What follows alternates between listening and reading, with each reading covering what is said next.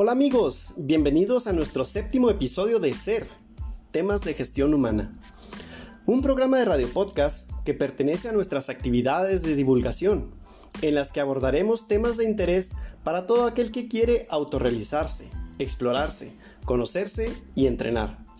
Si buscas mejorar tus marcas, el desarrollo físico o la salud, en SER encontrarás información sobre esto, además de paz y una vida plena. Charlas, disertaciones, talleres y conferencias, clases, prácticas y asesorías. Un nuevo concepto de divulgación, ambicioso sí, pero en la alegría y en lo fraterno. Y como tema para nuestro séptimo episodio, hablaremos de alimentación, continuando con nuestra serie enfocada en esto, en el que nos enfocaremos sobre la evolución de nuestra especie y qué han venido comiendo los seres que son como tú y como yo.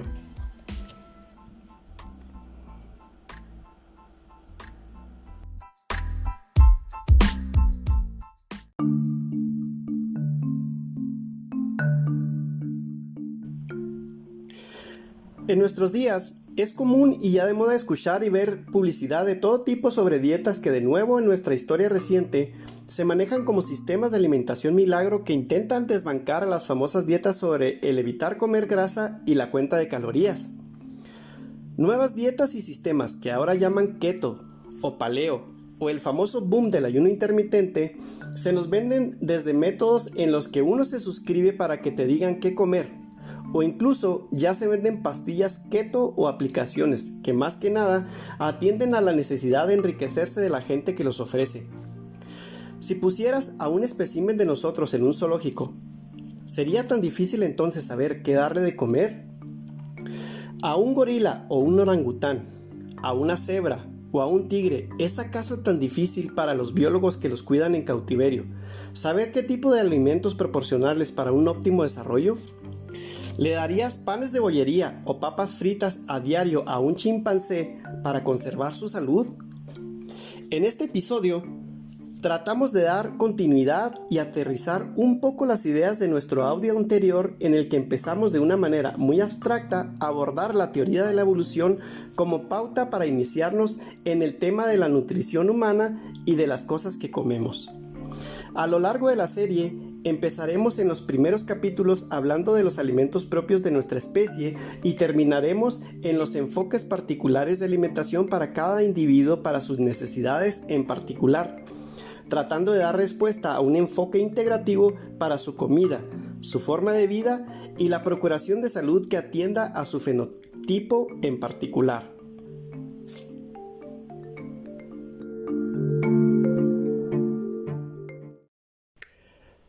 Hola amigos, esta noche en la que estoy grabando de nuevo para ustedes, quiero empezar diciendo que soy consciente de lo denso y lo un poco abstracto que se abordó la información en la que empezamos a hablar de nutrición en nuestro podcast. En el capítulo anterior empezamos a hablar un poquito de las pautas principales sobre el enfoque que le vamos a dar a nuestro desarrollo del tema de la alimentación. Estaremos hablando de alimentación a lo largo de una serie de episodios y empezamos con el episodio 6 en donde hacíamos pautas para empezar a hablar de la teoría de la evolución como una base o como un fundamento o como la piedra en la que vamos a sustentar la manera en la que abordaremos el tema de la alimentación. Esto lo hicimos porque era importante dejar bien sentado de dónde nace la información que se está abordando hoy por hoy en el tema de lo que las personas debemos de comer o de lo que hemos venido comiendo y de las nuevas maneras de no solo enfocar la nutrición humana, sino también la salud humana. Más o menos aproximadamente desde los años 80, de mediados de los 80, los 90, los años 2000, está saliendo nueva información o hay nueva manera de abordar la información que los seres humanos tenemos acerca de nuestra salud, derivados de estudios que están muy relacionados con los análisis genéticos y antropológicos. Estamos hablando de esto porque la información científica que se arroja de nuevo para revisar lo que estamos comiendo y cómo estamos viviendo ha venido a cambiar un poquito la manera en la que toda la sociedad convive con la salud, con la medicina y con lo que come. Entonces, en las pautas principales que abordamos en el capítulo anterior, tratamos de dejar bien sentado el fundamento de esta información y empezamos hablando desde dónde nace el conocimiento, y decíamos que el conocimiento nace de la observación, de la experiencia y de la intuición. Y también hablamos un poquito de lo contraintuitivo, del instinto y de la imaginación como motores de la búsqueda del saber humano. También hablamos de fe, de esperanza, de dogmas, y tratamos de hacer la unión o de encararlos frente a lo que es la ciencia, la evidencia y la meditación. Decíamos que un científico por lo general plantea una teoría basado en la intuición, y luego que a través del proceso del método científico va encontrando evidencia para poder sustentar los conocimientos que se integran en un andamiaje como lo viene siendo una teoría. Y decíamos que la teoría entonces es la máxima expresión del saber humano. También hablamos de la teoría de la evolución y dijimos que bueno, pues que esto es ciencia pura. Y dijimos también que la teoría de la evolución de Darwin es hoy por hoy tal vez el culmen del conocimiento que en materia de biología el ser humano posee. Dijimos que Darwin es tan importante como Newton y como Einstein, y que la teoría de la evolución fue sometida al rigor científico y está sustentada con evidencia tipo A, que es la mejor evidencia que se utiliza en ciencia. El conocimiento humano moderno es holístico e integrativo hoy por hoy. En un análisis clásico, la mayoría de las veces nosotros separamos las partes de un conocimiento para poder comprenderlo. Y hoy en la manera moderna de enfocar sobre todo lo que debemos de saber con respecto a nosotros, estamos tratando de integrarlo de una manera holística, en la que no separamos la parte biológica del ser humano de la parte mental, por ejemplo, o de la parte espiritual, o de la parte que viene siendo química, etc. La nutrición y la salud integrativa moderna están basadas en hipótesis que surgen de la teoría de la evolución. Entonces, de aquí para adelante, cuando estemos hablando acerca de nutrición, vamos a estar hablando de hipótesis, pero hipótesis que están fundamentadas en la teoría de la evolución. Las hipótesis debemos de dejar claro que son solo ideas, pero estas ideas están fundamentadas en una teoría sólida. Ok, el enfoque que les quiero empezar a desarrollar en estos episodios va a estar partido en dos. Estas dos partes va a ser, primero, vamos a empezar a hablar de lo que tú como especie comes o debes de comer, o que ha venido comiendo los animales de nuestra especie.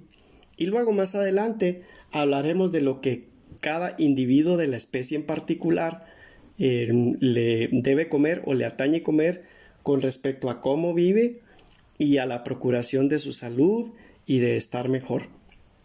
Bueno, a mediados de 1985, en el New England Journal of Medicine, dos científicos, Boyd Eaton y Melvin Conner, publicaron un primer paper un artículo en el que planteaban que tal vez lo que estábamos comiendo no estaba bien acomodado con respecto a lo que los animales de nuestra especie o lo que nuestros antepasados habían venido comiendo y qué fue lo que nos formó como seres humanos. Esta información salió de estudios antropológicos y antropogenéticos que se vinieron desarrollando desde los años 70 más o menos hasta nuestros días y que nos han traído información importante que, como les digo, ha venido revolucionando la manera en la que debemos de comer todos. Si tú en tu vida diaria experimentas que por las tardes se hincha tu vientre o que tu salud intestinal no es muy buena, que tienes gases, que también tu sueño no es muy sano, a veces las personas batallan mucho para dormirse o duermen y luego se despiertan por la madrugada. Este tipo de insomnios muchas veces están derivados de la pérdida de salud, que no es precisamente una enfermedad o una patología, sino que hoy por hoy se considera que no tener una patología clínica así bien encontrada, no sé cómo decirlo, no precisamente quiere decir que uno esté sano. También hay personas que viven con estrés diario o con depresión y muchas veces eso tiene que ver con lo que estamos comiendo o la pérdida de desarrollo muscular o el exceso de grasa tan común. Muchas veces las enfermedades crónico-degenerativas no sabemos de dónde vienen, de dónde las tenemos, pero estas enfermedades tal vez tienen mucho que ver con lo que nosotros estamos comiendo. Ok, entonces empezaremos hablando sobre lo que nosotros hemos venido siendo a lo largo de la historia, de la biocronología homínida, de lo que somos como especie y del proceso de hominización. No sé si ustedes sepan, pero nuestro género, el género Homo, viene de un proceso en el que animales homínidos y paninos fueron cambiando desde hace millones de años. Más o menos hace como 6,5 millones de años hasta nuestros días, o sea, como menos 6,5 millones de años, empezó un proceso de evolución en el que los monos los animales homínidos que estaban en la Tierra en aquel tiempo fueron evolucionando y cambiando hasta llegar al animal que nosotros somos ahora. Hace aproximadamente 3,5 millones de años, en la mitad de este desarrollo evolutivo, había un homínido que denominaron Australopithecus africanus. El Australopithecus, que como les decía vivió hace 3,5 millones de años, pues ya es un homínido que logra caminar de pie. ¿Por qué estoy hablando de esto? Porque vamos a hablar acerca de lo que hemos venido comiendo. Entonces, del Australopithecus, con el proceso de evolución, no se sabe de qué manera, surgió otro animal que sería el Homo habilis y que es considerado tal vez el primer hombre. Antes de Homo habilis, los Australopithecus, toda la rama de Australopithecus como el Africanus, el Gari, el Sadiva, fueron un homínido dentro de este género que no era considerado hombre, Homo.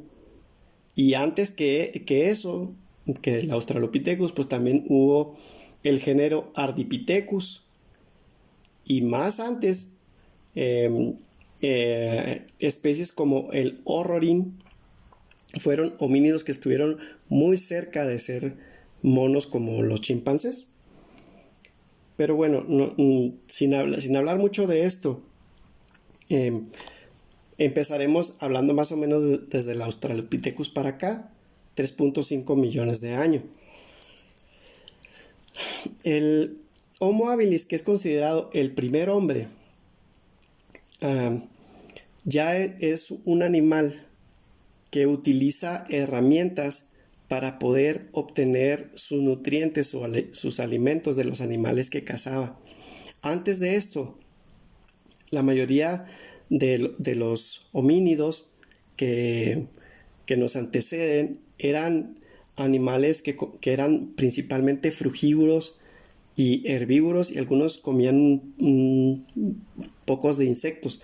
Pero Homo habilis, a través de la utilización de herramientas, empieza a comer carnes y sobre todo grasas que obtiene con piedras, con lajas que fueron tallando, obtener grasas y médula dentro de los animales que obtenían de la carroña. Eran carnívoros oportunistas.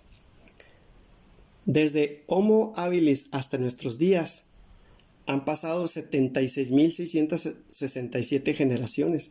El 100% de las generaciones de hombres hasta nuestros días se cuenta desde Homo habilis para acá. Más o menos en la época de Homo habilis y poquito después surge Homo ergaster. Luego de Homo ergaster precede ya más o menos a la altura de 1 millón de años hombres que ya tenían un tamaño muy parecido al hombre moderno: Homo erectus, Homo heidelbergensis y antecesor. El 78.2% de las generaciones de hombres que nos anteceden datan de más o menos entre medio millón de años y un millón de años hasta nuestros días. 60.000 generaciones desde antecesor hasta nuestros tiempos. De antecesor más acercados a nuestros días actuales, se puede avanzar a la edad en la que existieron Neandertal y Homo sapiens y que aparecen en la faz de la Tierra por primera vez. Desde la aparición de Homo sapiens hasta nuestros días hay 6.667 generaciones.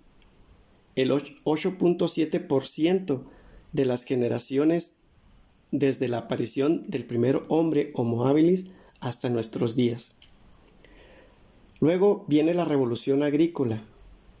Y desde la revolución agrícola, que sucedió más o menos entre 15.000 y 12.000 años hasta nuestros días, han pasado 333 generaciones. Apenas el 0.4% de las generaciones de hombres hasta nuestros días. Junto con la revolución agrícola, más o menos en esa época, apareció la ingesta de lácteos. De la ingesta de lácteos para acá solo han ocurrido 200 generaciones, el 0.26%. Y si nos acercamos más hacia nuestros tiempos, podemos llegar al tiempo de la revolución comercial y la revolución industrial, que son más o menos desde el 1500 para la revolución comercial y desde el 1800 para la revolución industrial hasta nuestros días. Tan solo 7 generaciones, el 0.009%. Y luego las comidas procesadas, que son más o menos desde los años 50 hasta el tiempo en el que tú y yo estamos viviendo, que son tan solo 4 generaciones, el 0.005%. Entonces, de 76.667 generaciones, solo 4 generaciones de nuestra historia han comido alimentos procesados. Esta es la hipótesis principal que se deriva del estudio de la teoría de la evolución, que plantea que revisemos todas las personas lo que debemos de comer y si lo que estamos comiendo es correcto para nuestra salud y para una buena calidad de vida, desde la alimentación, la manera como vivimos, cómo nos movemos. Nosotros somos un animal hecho para moverse, para cazar. Somos un animal que está dotado de músculos. Estos músculos están puestos en nuestro cuerpo para utilizarse. La grasa que se aloja en nuestro cuerpo, en el tejido adiposo, es una reserva energética que está ahí por algo, pero que tal vez en la manera en la que estamos viviendo no estamos utilizando. Nuestra capacidad cerebral, la manera de utilizar nuestros sentidos, la manera de desenvolvernos en el mundo, tal vez ha estado cambiando de una manera vertiginosa en los últimos tiempos para la forma en la que estamos hechos. El cambio de Australopithecus a Homo habilis en gran parte se debió por el cambio de la amilasa salival y por el cambio de la ingesta de alimentos a los que estuvimos expuestos. Australopithecus vivió en lagos en la parte este de África, de venir de un mundo en el que abundaba el alimento de frutas, de insectos de los árboles, de un mundo frugívoro. El Australopithecus cambió o evolucionó a ser un animal que encontró su alimento cerca de los lagos tan grandes como un mar, en los que había peces y en los que la oferta de grasa era muy rica. Esta grasa tan rica era mayormente integrada por omega 3 y omega 9, que hoy por hoy son la sustancia fundamental de la que está armado todo nuestro sistema nervioso.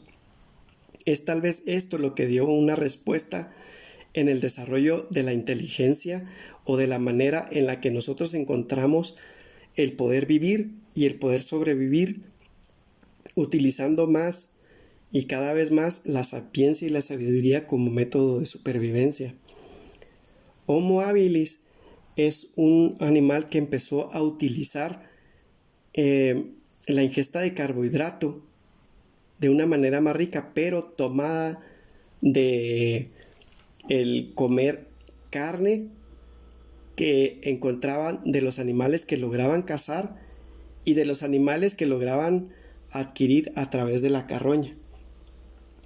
Luego en el proceso desde de Ergaster, Erectus, Antecesor, este desarrollo se fue haciendo cada vez más importante, en el que el ser humano fue integrando mayor cantidad de alimentos que antes no estaban en su oferta y que lo fue logrando a través de la presión de los cambios que hubo en el mundo para que pudiera llegarse a este tipo de alimentación tan variada que fuimos adquiriendo a lo largo de nuestra historia. La presión natural a través de los cambios climáticos, de las glaciaciones, de las desertificaciones, sobre todo de la desertificación de África, o sea que gran cantidad del clima de África, de ser una selva, cambió a ser sabana, fue lo que hizo que nosotros fuéramos cambiando en la manera en la que comíamos. Pero es importante ver que la ingesta de grasas, que la ingesta de proteína animal nos hizo cambiar para llegar a ser el animal tan potente que hoy somos, y que la gran mayoría de este tiempo en el que el 76.667 generaciones han venido comiendo alimentos que obtenían a través de la caza y de la recolección, son son tan importantes, tan grandes, tan contrastantes contra tan solo 4 generaciones en las que hemos venido comiendo comidas procesadas. También es importante hablar un poquito de la revolución agrícola. De la revolución agrícola hacia nuestros días tan solo han ocurrido 333 generaciones.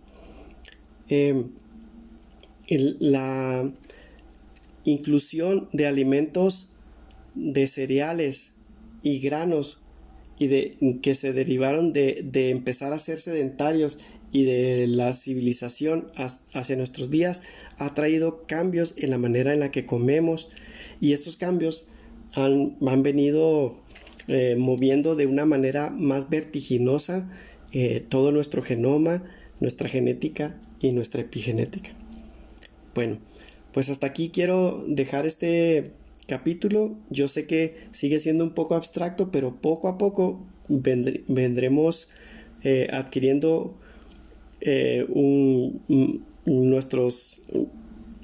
la información necesaria para que nuestros episodios sean lo más prácticos posibles, pero el enfoque o lo que yo trato de hacer es que tú lo vayas comprendiendo para que llegue un punto en el que no necesites preguntarte o no necesites que alguien te diga qué es lo que debes de comer, sino que tú ya lo sepas de antemano a través de escuchar la información que trato de proporcionarte.